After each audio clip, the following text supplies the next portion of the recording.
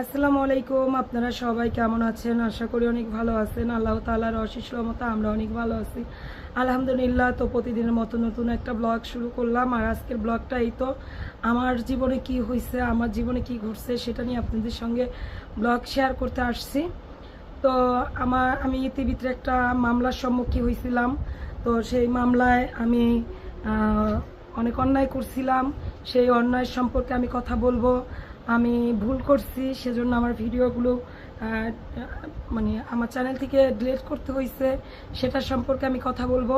আমার সাথে যা হয়েছে সেটার সম্পর্কে আমি কথা বলবো, যেটা আমার পার্সোনাল চ্যানেল।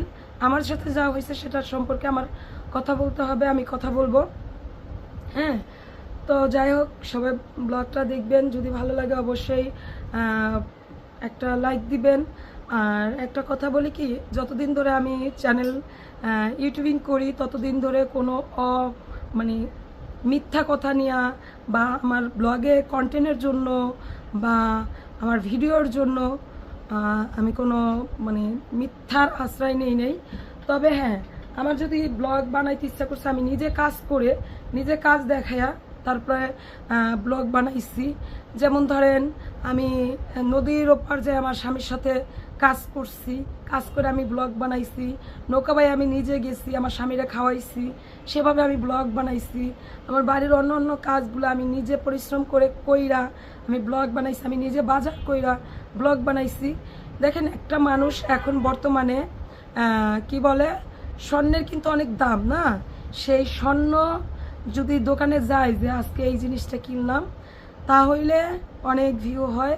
আমি কখনো সেটারও ট্রাই করি নাই যে একটা স্বর্ণের দোকানে গেলাম, স্বর্ণ নাড়লাম চাললাম আসলাম, আমার একটা ব্লগ হয়ে গেল। এটাও আমি কখনো করি নাই। তো চাইলে এটাও করতে পারতাম, কখনো আমি মিথ্যার আশ্রয় নেই নাই। আর আজও পর্যন্ত যতগুলো কথা বলছি, যতগুলো যা করছি, কখনো আমি মিথ্যার আশ্রয় নেই নাই। এক বিন্দু কারো সাথে কারো মানে নামে মিথ্যা কথা বলি নাই। আমার আমার চোখে যা দেখছি, আমি যা শুনছি তা বলছি, ঠিক আছে?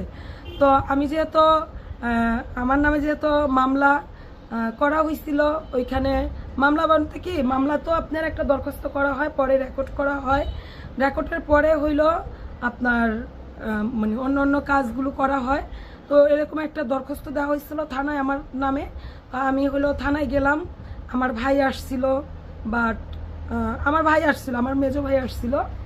ওইখানে যাওয়ার পরে আমরা জানতে পারলাম যে আমি অনেক বড় অন্যায় করছি, অনেক বড় ভুল করছি।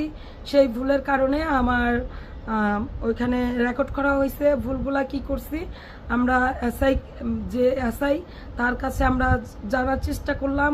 আমি ভুল করছি হইলো, আমি মানুষকে মারছি, মাইরা তার মানে কি বলে মানে লজ্জার স্থান ফাটাইয়া লাইছি।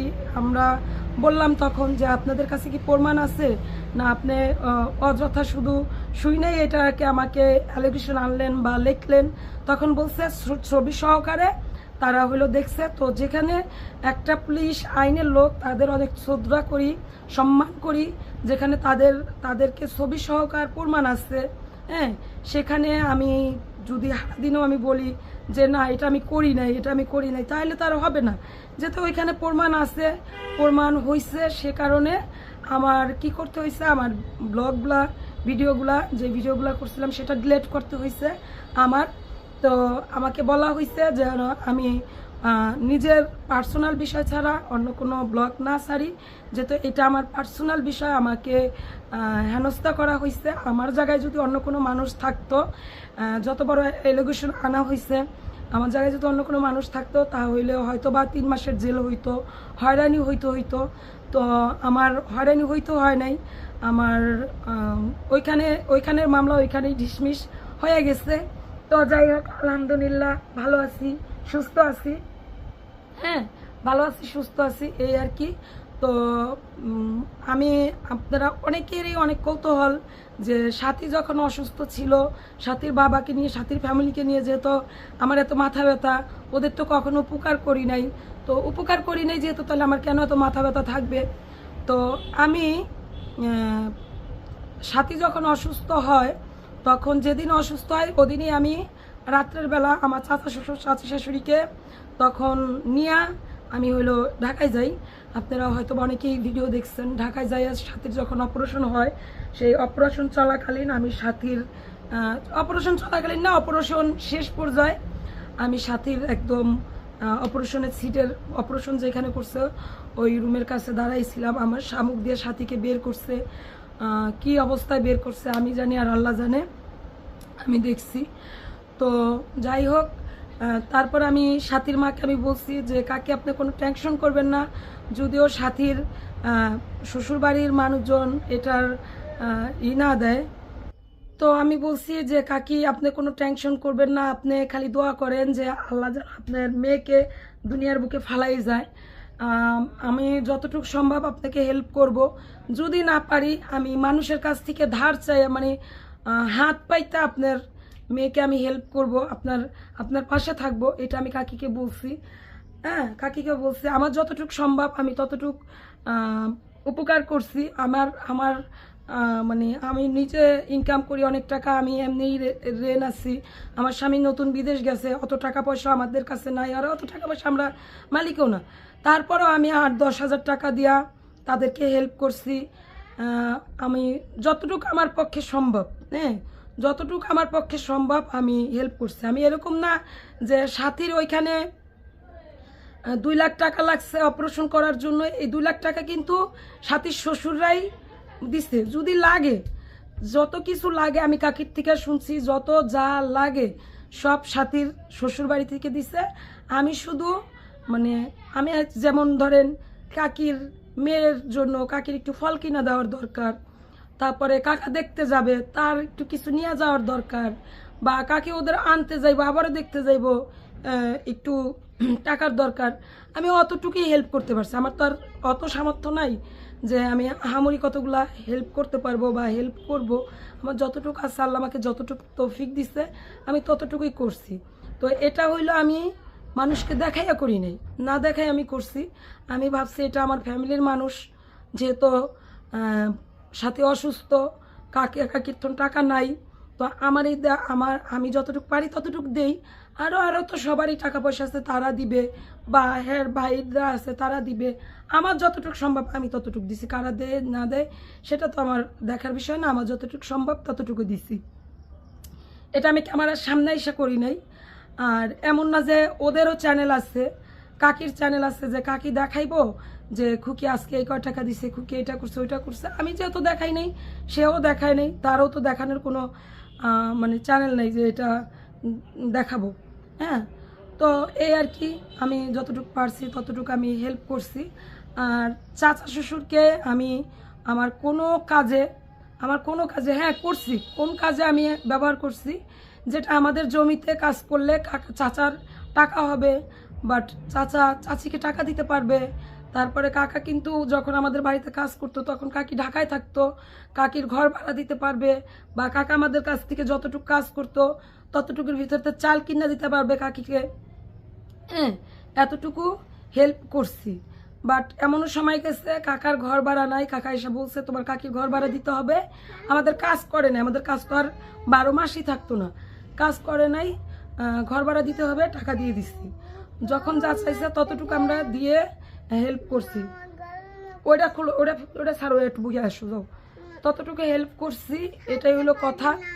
আর যখন চাচাকে জেল থেকে নিয়ে আসি, চাচা কি অন্যায় করছে না করছে সেটা তো আর আমরা জানি না, সেটা জানবে চাচার মা বা অন্য বাড়ির যারা আছে তারা জানবে। আমার মনে হয়েছিল যে সবুজ ছোট, তখন কিন্তু সবুজ ছোট।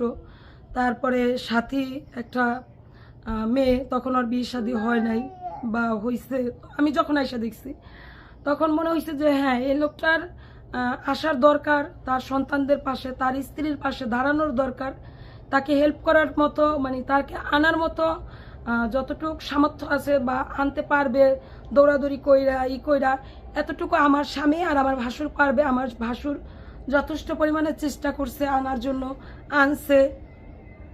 তারপরে সে যেন দেশে আসছে, সে যেন টাকা পয়সার জন্য কখনো যেন মানে আরেকটা যে অকারেন্স করবে সেটা যেন কখনো না করতে হয়, কখন যেন কেউ না বলে যে তোমার কাকা এটা চাইছে। মানুষের কাছে যখন টাকা না থাকে তখন নিজের মানে গায়ের বল খাটায়ও দিত আমারে 5,000 টাকা, দিত আমারে 2,000 টাকা, এরকম চায়। এটা যেন সে না চায়, এই জিনিসগুলা আমি আমার স্বামী, আমার ভাসুর, আমরা চাইছি সবসময় এটার থেকে যেন সে বিরত থাকে। বাট আমার স্বামীকে আর আমার ভাসুরকেই কিন্তু ওই এলাকার ভিতরে সবাই সম্মানও করে, ভালো ছেলে হিসাবেও জানে। হ্যাঁ, তখন করছে। আর তখন যখন আমার ভাসুর বিদেশ ছিল, তখন যে কোনো মানুষ যদি মনে করেন যে মানে তারে গণ্য করছে, সম্মান করছে। আর এখন তার কিছু কিছু তার কাজের জন্যই সে হলো মানুষের কাছে হয়তো বা অনেক ছোট হয়ে যায় বা অনেক কিছু চলে আসছে। তো যাই হোক, তার কথাগুলো না বলি, চেষ্টা করছি। হ্যাঁ, চেষ্টা করছি।